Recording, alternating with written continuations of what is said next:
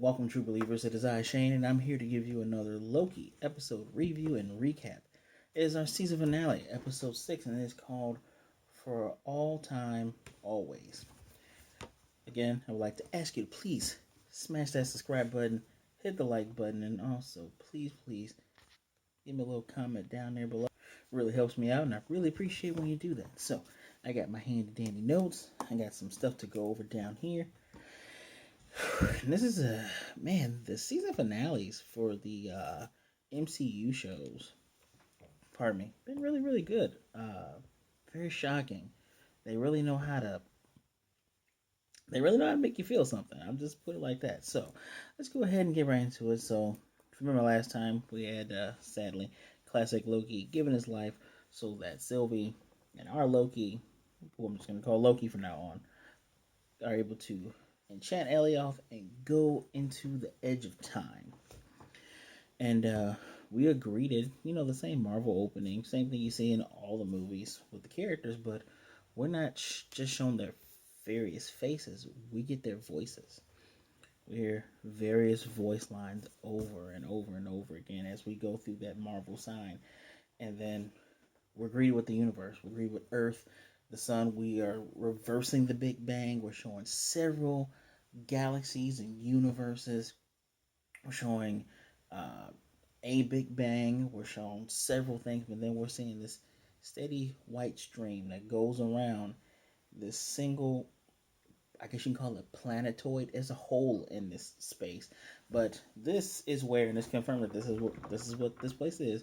This is the Citadel at the end of time. This is, if you know anything about comics, this is Kang's home. Um, yeah, and we have both Sylvie and Loki walking up this place. Interesting to note, if you've seen, and first of all, spoilers, obviously, obviously, if you've seen any of the leaks for Ant-Man Quantumverse, we see what appears to be this home in some leaked footage, but it could also be another home at the edge of time, and I will get to that in a moment. So, the house, the we call it Citadel, but it's like a giant mansion. And I cannot remember the name of the art, but there's a type of Japanese art where like things are broken and you seal it with gold. That is how this entire place looks. But I'm going to tell you right now, it is I guess, some type of future substance, a future type of element that all this is made out of. And Sylvie's having a moment. She is literally trying to think between, you know, should she go in? She's taking it all in because this is the penultimate moment. This is where all of it comes together. Loki has nothing to say. He's here. He's here to support her. And before, she can even decide herself to kick open the doors open up themselves. And one thing to note, the acting the acting in this whole series has been great, but the acting in this episode is really good. They do a good job of making you feel things, and their eyes are both glossy as they're contemplating getting in here, and the doors open. They both have their swords drawn, and we go. They're coming into this hall with the statues on the other side. Just it looks like a really good Marvel set, kind of like Agatha's lair, Agatha's basement lair. This stuff looks really good. Whoever's the set designer for these, I hope they're getting properly paid. So, oh boy, where am I at here? So Miss Minutes appears, and this is after the doors shut behind them. She says, "Welcome to the Citadel at the end of time." Told you guys that. He who remains is impressed, and they're like, "He who remains, you know, he who controls all, he who knows all." He wants to make a deal with them. Uh, he's found a way that he can have both of them in the same timeline at the same time without disrupting anything. He's the guy that controls the flow. Miss Massey says he can give you everything. You can beat the Avengers. You can kill Thanos. You can rule. And Sylvie, you can have happy memories. Everything that you've always wanted. And it's obviously a resounding no. They are the keepers of their own fate and destiny. Uh, and while she's saying all this, again, those glossy, teary eyes. But all that's fiction. Loki is saying, and they write their own destiny now. She says, "Okay, good luck with that," and she disappears. We are now met with one of my most hated. They do a good job making you hate her. I hate Renslayer so much. Her files are getting down low. Miss Menace appears, and she's like, "Where you been?" She's like, "Yeah, I had to take care of some other stuff. Here's what you want." And she's like, "This isn't what I asked for." No, but he thinks that you will want to see this, and she leaves. And one of the interesting things is that while Renslayer's kind of looking around, she sees the mug ring that Mobius left. So I guess she's still thinking about it or whatever. Um, we get the shot back to the Lokis as they're traveling through this Citadel. And the shot again is just like last episode. It's a spinning shot, but instead of completely inverted, it's just on the side. Nothing too bad. And there are four statues in this hall. One is completely toppled over and broken. Interesting. Interesting. Loki, touches the side, sees some dust. He's wondering if this person's even alive. And suddenly, a door on the end, we hear movement and shifting. It's an elevator, and we are met with Jonathan Majors, the Jonathan Majors, who is going to play Kang the Conqueror in Ant-Man 3, Quantumania, or wherever the name of that title is. I'm just going to, just flat out, he's going to play Kang. And I think one of the things that needs to be interesting thing to note, he does not tell you his name in here. They ask who is he, but I'll get to that in a minute. He doesn't tell you his name. Flat out off the bat, let you know Kang the Conqueror. Real name is Nathaniel Richards. It is believed that maybe he is a descendant of Reed Richards and Doctor Doom's. So someone's great grandchildren probably. You know how that works. He's gone by several names. First time we see him is I want to say in Fantastic Four number 19 as Raman Tut, an evil time traveling pharaoh. That is very real. He's also known as Immortus. He's known as Iron Lad. All of them are Kang, but all of them are Kang from different points in time. And yeah, that is an important thing to note. So, uh, Jonathan Majors, or we'll call him in this, He Who Remains, is very. He's impressed and weirded out. There are two Lokis here. He says, "Wow, he's weird, but it's wild." And he eats an apple. If you know anything about cinema, you can always tell the villain because the villain will eat an apple all the time. So he breaks one of the. I think it's a cinema. Was it Cinema Sins? It's one of their things where you eat an apple, he's bad, and it's true. So, uh, he says, "Let's go into our office. Go into my office." And this elevator is nice. It's like there's even a seated part where you can sit down, and and he's like, "I hope you're not disappointed. I am pretty handsome too." And she said, "Well, you're just a man." And she legit tries to kill him, but the effect on him, I don't know if he's teleporting or if he's moving through time, but the shimmer, and he's behind her on the couch in the elevator, just laughing. She's trying to swipe again, and he's teleporting. On the third swipe, he's gone, and they're looking around. And once the elevator reaches its destination and opens, he's right there. He Who Remains pours them both tea, still calling them both Loki, and asks them both to sit. They both go to sit, and we go over to Mobius now. Mobius moves into Wrenchland's office as she's stuffing things into one of those satchel bags that you had, pretty decent size when she's stuffing things into it. And she's like, "You want to prune me?" He's like, "Yeah, it was on my mind, but I'm not heartless like you." And she said, "Well, I couldn't have you ruining everything." He said, "Ruin what? It's all fake." And she's still trying to put up the front. She is, I again, guys. We started with Captain America with Nazis. She's literally a Nazi type character, which is just ridiculous. A person that wants to keep it up because it has to be a good reason, right? A good reason to lie to everyone, and ruin lives and kill trillions and trillions of people. And she tries to call Hunter D98. And he pulls out he pulls out a pen and he goes, yeah, uh, that's not going to work. And, his whole thing is we're all variants. And so we are shown Hunter B15 running from other hunters in 2018 in Fremont, Ohio. It looks like I thought it was Spider-Man school at first, but obviously he's based in New York. So she runs, and the guy comes in behind her. He says, "I need to talk to you." He's like, "Yeah, we'll talk when I get you." And from the side, Renslayer comes in, and he's like, "Renslayer, what are you doing?" He's like, "That's not Renslayer. We're all variants. Renslayer's a variant of this woman, this teacher who doesn't know what's going on." He's like, "We got a lot we need to talk about." Meanwhile, King is, he speaks to Loki. Well, speaks to both of them, saying, we got a lot to talk about. Saying to Sylvie, you've done a lot of running, you got a lot of pain, and he says to Loki, "You're like a flea on the back of a dragon. You are in for a wild ride." Well, one hell of a ride is what he says.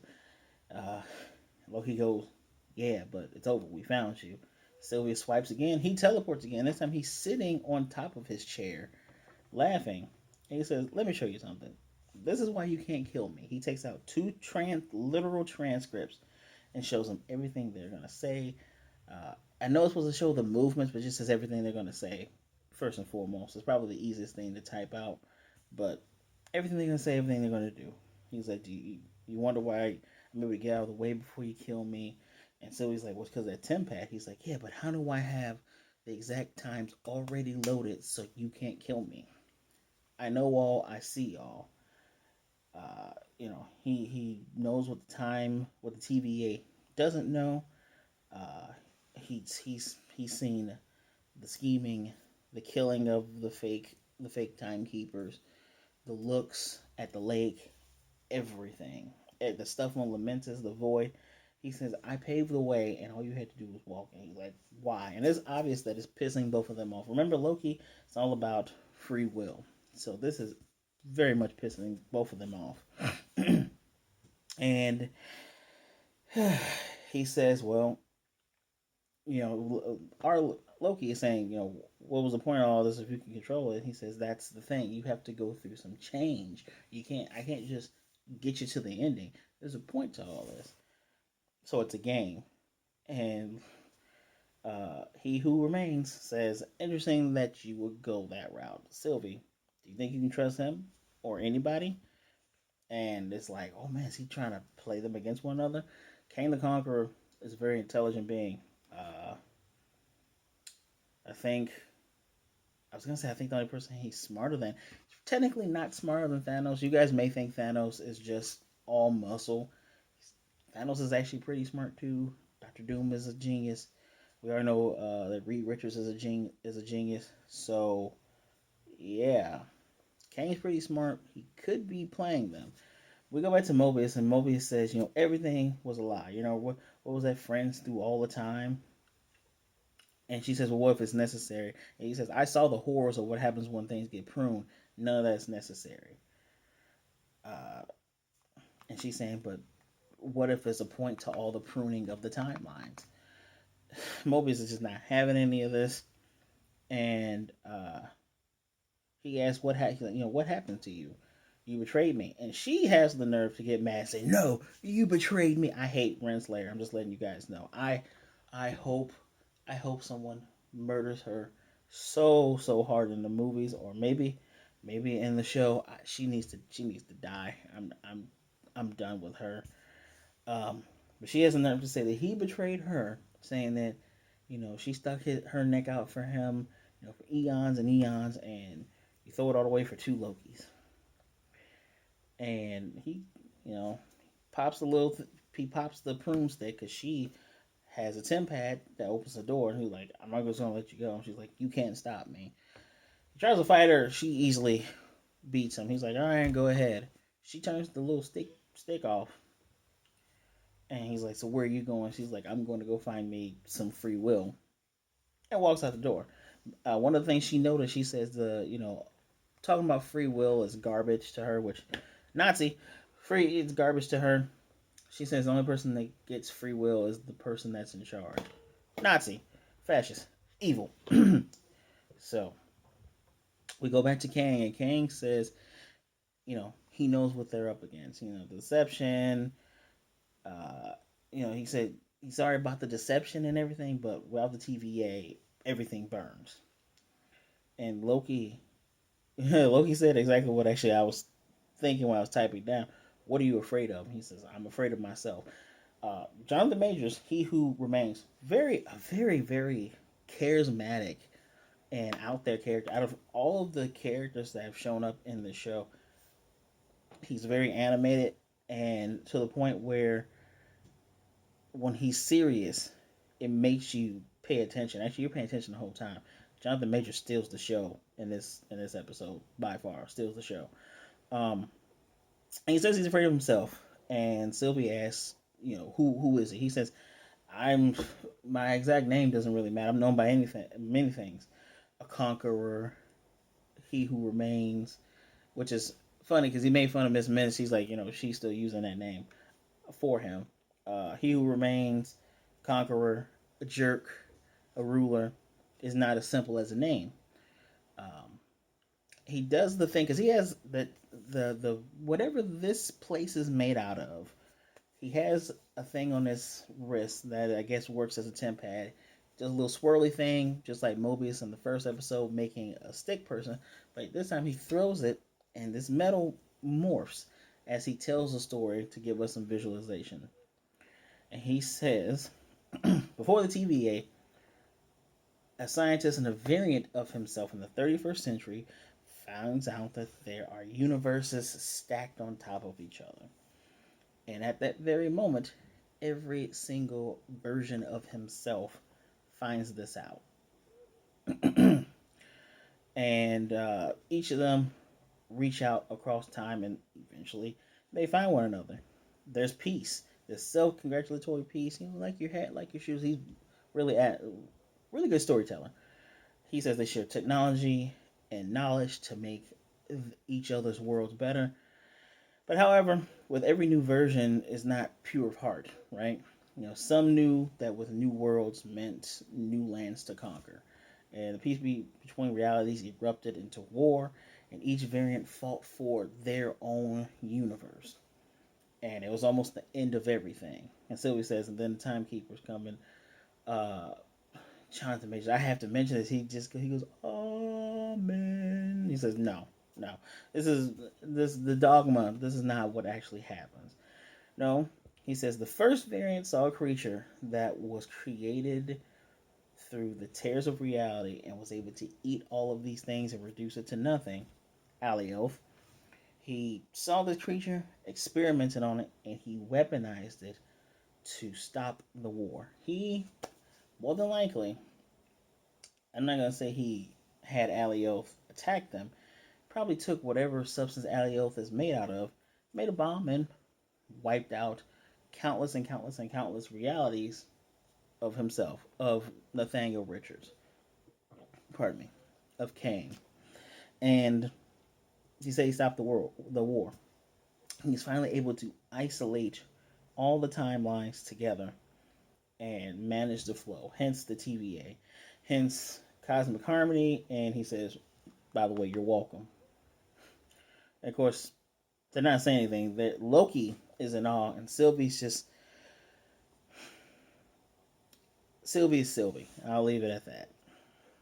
Because they both have this look of dumbfounded look on their faces, but yeah.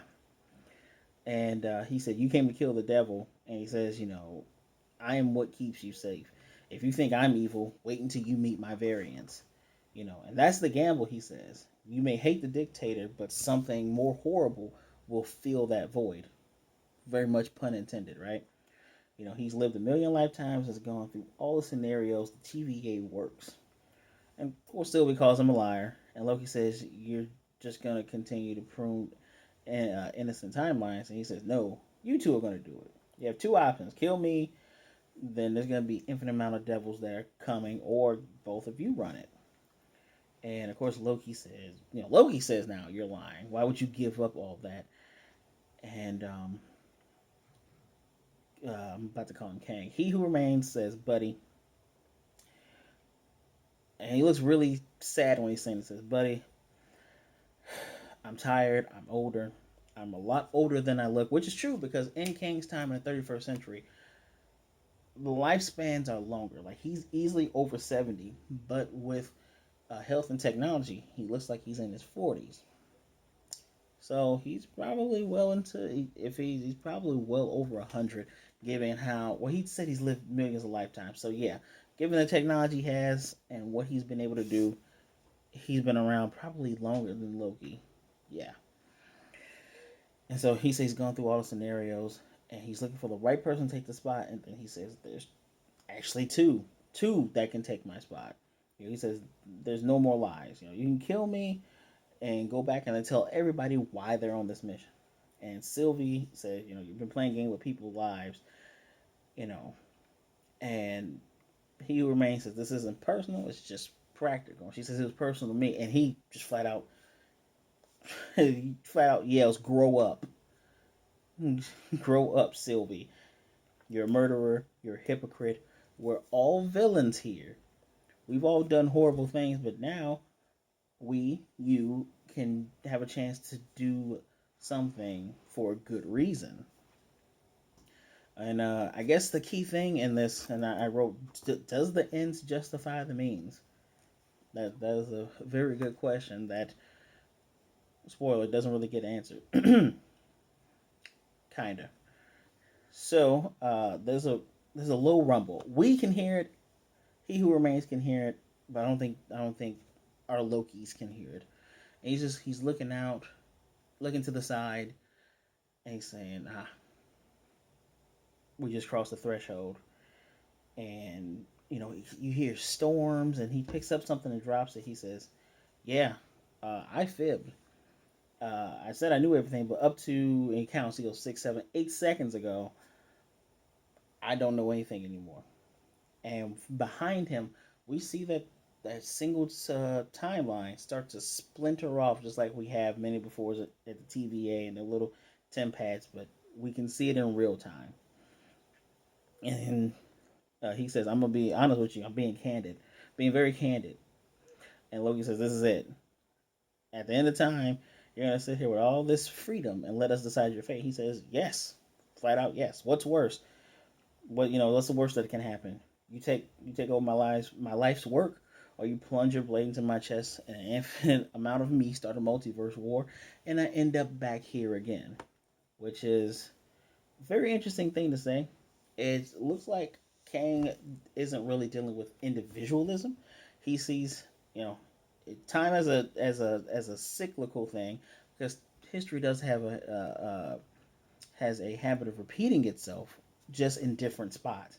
So he probably says, "Hey, I can create one timeline. You get rid of me, everything splinters off. I'm going to appear again, and I'm going to end the war again. But you're gonna go through hell. Things are gonna be horrible." He's giving them an opportunity to literally stop himself, which is interesting to think. I have something I put on here before, but interesting to think about that. And he says maybe reincarnation, which it technically is reincarnation if we're thinking about it as time being in a circle. Sylvie says no, it's a lie. He says no lying, no manipulation. Um, he pulls the thing off of his hand and he says, "Man, all this honesty, feels like a fresh start." She was going to kill him. Loki says, "Wait, we need to talk. I don't think he's lying. I'm a liar. I don't think he's lying." And Sylvie's just like, "Oh, so you want to rule?" He's like, "I don't care about ruling. If what he's saying is true, we need to take a minute to think about this." And he who remains is saying, "You might want to hurry up because it's splintering. We can see things are getting crazy out there." And she thinks, Loki, this has been your whole con. He said, "Yeah, sure. My whole big plan at all of this." He says, "This is something that is bigger than the both of us." And she wonders why can't they both agree? Why are their minds not in sync on this? And he says, "Because you can't trust, and apparently I can't be trusted."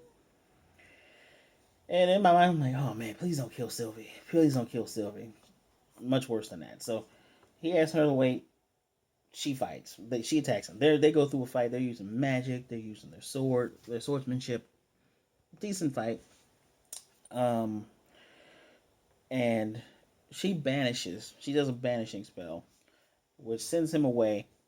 She's ready to lop off He Who Remains' head. Loki appears right before she does it, blades his neck. He throws his sword down and says, "Look, just stop. Sylvie, stop." He says it slowly over and over again, just holding her arms down, pushing her arms down, says, you know, he's been where she's been. He's felt what she's felt. Don't ask how he knows. He knows. And he doesn't want to hurt her. He doesn't want the throne. And they're both in tears. They're both crying. And he says, I just want you to be okay. And then we finally get the kiss. Since episode 3, we've been building up. We got that kiss. And she says, yeah, but I'm not you. She pushes him through a time door. He's back at the TVA. He's about to run through. She closes it. Apparently, she grabbed the strange device that was on He Who Remains' desk. And one thing I gotta add: how the hell did you know how to work it? Thing literally doesn't have instruction. It is just a piece of metal, which, okay, whatever. Kang says incredible. She's preparing to kill him. She throws his desk to the wall, and she says, "So you're not gonna beg for your life?" And he says, "Good. Dude is not afraid to die because he's gonna come back." And she stabs him right in the chest, and as he says, "See you soon." And he's laughing right before he dies, and then that back, she falls to the ground. I'm assuming that she's crying. She's just butt on the ground, and we see that timeline outside. It is not just curled and moved. It is a full-blown tree branch. Just spindles everywhere. Looks like the world tree at this point. If you know, you know. And the time we get the sound of like breaking glass. Timeline has been shattered. Back at the TVA, they have the same thing on their screens. That timeline is just on their screens. And he's with B-15, and he says, "No turn back now." She says, "Who said we're gonna turn? Who's gonna turn back?" We have Loki. Loki is full on crying, and we can see again Tom Hiddleston just amazing in the show. We see the acting. These actors have done really good with facial acting. And just you see sadness, grief, not anger, but sadness and grief, turmoil. Then you see the panic because he gets himself together and he starts running. He runs past TVA hunters and agents. They're not even trying to stop him because he has the outfit on, but he's running past them. He gets to the hall where the clock is. The clock has, just like in the ending of Loki with all the multiple hands, it has spun out of control. Loki runs, he's running through the library, and every time he runs, he kind of stops and takes a break. He's gathering himself. He is literally freaking out with all of this unfortunate knowledge. And we see B-15 talking to Mobius saying 63 new branches. And Loki says it's done. We freed the timeline. He says they're all coming. Mobius, he's saying this guy, he was very dangerous. And now that he's gone, even more dangerous people like him are coming. And Mobius says, well, hold on, just calm down. I believe you. You're an analyst. What division are you from? He's like, what do you mean? Mobius does not know him. And when Loki looks to his right, he sees a statue of Kang the Conqueror. Full blown, looks like his original outfit, his iconic outfit. I implore you to look that up. But yeah. And this is where the show ends. And you want to know what your end credit scene is? Loki will be back in season 2. Yes, they already confirmed the season 2 yesterday. I told you guys a while back that they actually like the show so much they want 3 seasons of it. Yeah. What the hell? This episode was just the repercussions in this episode are freaking astounding. I don't really give these points out of 5, do I? If I were to rate this was not as good as episode 4 or 5. Not as good as episode 4 and 5, but I gotta be honest, Jonathan Majors acting as He Who Remains as Kang, not Kang Prime. My theory, based on my comics knowledge, is that he is the original Kang. And what I mean by that is not Kang Prime. He is the Kang because he says one variant. He knows that he is a variant of the first guy, of Kang Prime. But he is the one from the comics. He is the one that more or less wins. There have been various iterations of this character. I wrote this down somewhere, and I know it actually off the top of my head. In Earth's Mightiest Heroes, Avengers Earth's Mightiest Heroes, the best Disney cartoon, Marvel cartoon they have ever made. Avengers Assemble looks samey and just bleh. Earth's Mightiest Heroes has a better comic cartoon feel, and guys, it is very, very much in tune with the source material. This is why I really like this episode because they took he took what happened in the comics and he changed it. He Who Remains is not Kang. No, that's another character, but who cares about that character? Change it into Kang and use it to your advantages. One of the, again, spoiler, if you haven't seen Black Widow, spoiler. My issue with Taskmaster is if you would have made that character just like how he was in the comics, still make it a she, but make that character act like Taskmaster, make the powers actually be Taskmaster. This is the type of stuff I love. I don't care what you change it, but don't ignore the source material. This episode has source material out the wazoo. Uh, this is the Kang that I guess prevented the Secret War. Literally, that is the Secret War. That is what Secret Wars was in 2016. I believe I've said this before. 2016, 2015. That's Secret Wars where no one knew it. Different Earths, different time. Well, not even timelines. These are not timelines. These are universes. Different universes are fighting, making sure they don't die. And there's even a squadron world that was working hard to not do any bloodshed. And eventually, when they came against Prime Universe 616's Illuminati, they could not be any more bloodshed. They could not be. They had to shed blood. They had to fight, and of course they died because the Illuminati. Black Panther even offered one of their guys, "Hey, fake Batman, come over here."